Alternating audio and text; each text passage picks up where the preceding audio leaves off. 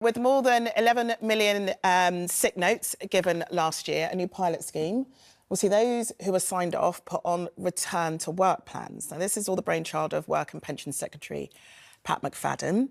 And he says the fit notes, that's what they're calling them, are too often a dead end, a piece of paper that tells people they can't work but does nothing to help them get better. So, is it a good idea, or has it become too easy to go off work sick, B? Well, I'm actually quite grateful that I'm in an industry, the musical theatre industry, where there is lots of support given into helping an employee get back into work. So, for example, if you've, if you're off sick with throat problems, they'll send you to an ear, nose and throat specialist. Oh, wow. If, I was off recently with my knee was playing up and they've given me support for physiotherapy and to have a massage and everything. So, it's really nice to see that my industry is really supportive with your well-being as well. We have well-being, well-being. Do you pay health any extra? checks. Do you pay for no, that? Or that's something that of... every producer is responsible for that show, and obviously they want to give a good production. The production is about the show that we're putting on, and so you want to support your employees and make sure that they've got a happy environment. Yeah, it's really important. Just doesn't exist in every industry, though. No, really, does it? Apparently, so I found out this morning.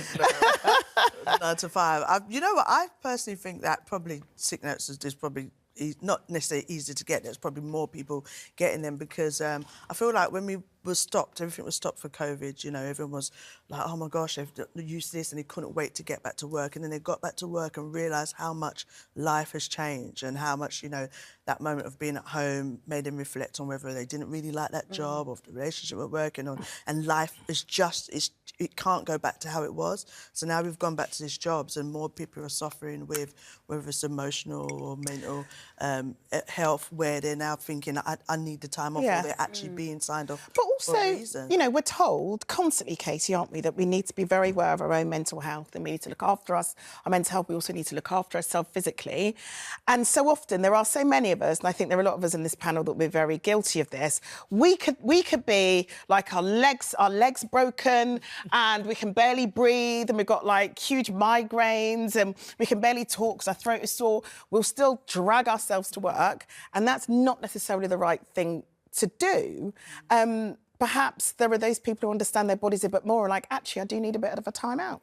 Yeah, I mean, look, I always think, look, people are getting back to work. We know it's good for the economy and it's good for people's fulfilment, for their confidence. But there are some people who genuinely can't get back to work. There are invisible disabilities that people don't understand and see. There is chronic health conditions, chronic pain, chronic illness that you don't know when it's going to flare up. You don't know when you're going to suffer.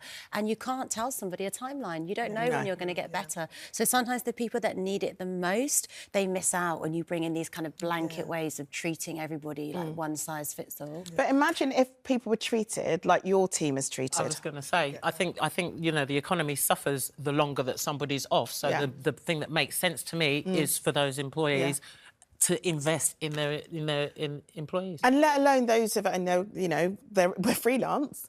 So, you're sick, you don't get paid. So actually, it isn't so easy for everybody.